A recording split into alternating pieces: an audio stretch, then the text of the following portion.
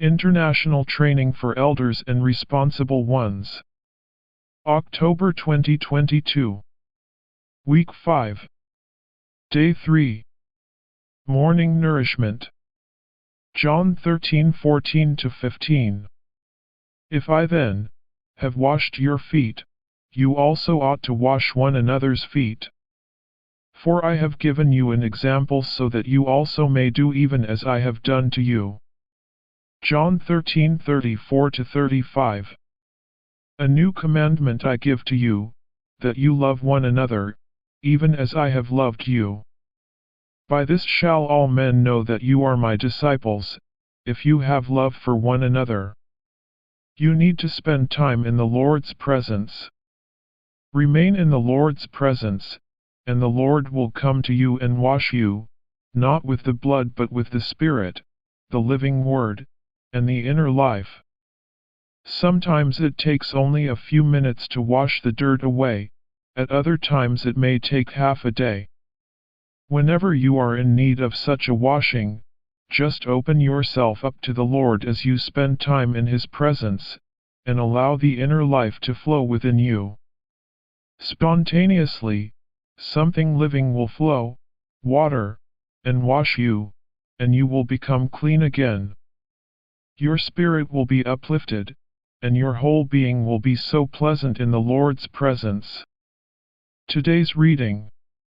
We need not only the foot washing that is exercised directly by the Lord Himself but also the mutual foot washing of one another. The Lord told us to wash one another's feet. We must wash one another's feet by ministering the work of the Holy Spirit, by ministering the enlightenment of the Word, and by ministering the operation of the inner life. In this way, I help you, you help me, and we help one another to be washed in the work of the Holy Spirit, in the light of the Word, or in the operation of the inner life. Whenever we brothers come together for fellowship and prayer, we need to minister the spiritual foot washing to one another. When the Lord washed the disciples' feet, He laid aside His garments. In figure, garments here signify the Lord's virtues and attributes in His expression, and the laying aside of His garments signifies the putting off of what He is in His expression. Likewise, whenever you are about to wash others' feet, you need to lay aside your attainments, virtues, and attributes. This is real humility, the genuine humbling of yourself. We need to humble ourselves to such a degree that we can wash others' feet. Many believers are so spiritual, but they are also proud. When they come together, they look down on others, thinking that the others have never seen a heavenly vision or known anything spiritual. If we take this attitude, it will be impossible for us to minister foot washing to others. Whenever we come together with the saints, on the contrary, we must take off our garments and forget our attainments. We all have been guilty of this attitude. If we take this proud attitude, we can never help others. We must lay aside all degrees of spirituality and become simple and general, saying to ourselves, I am nothing, and nothing within me is special.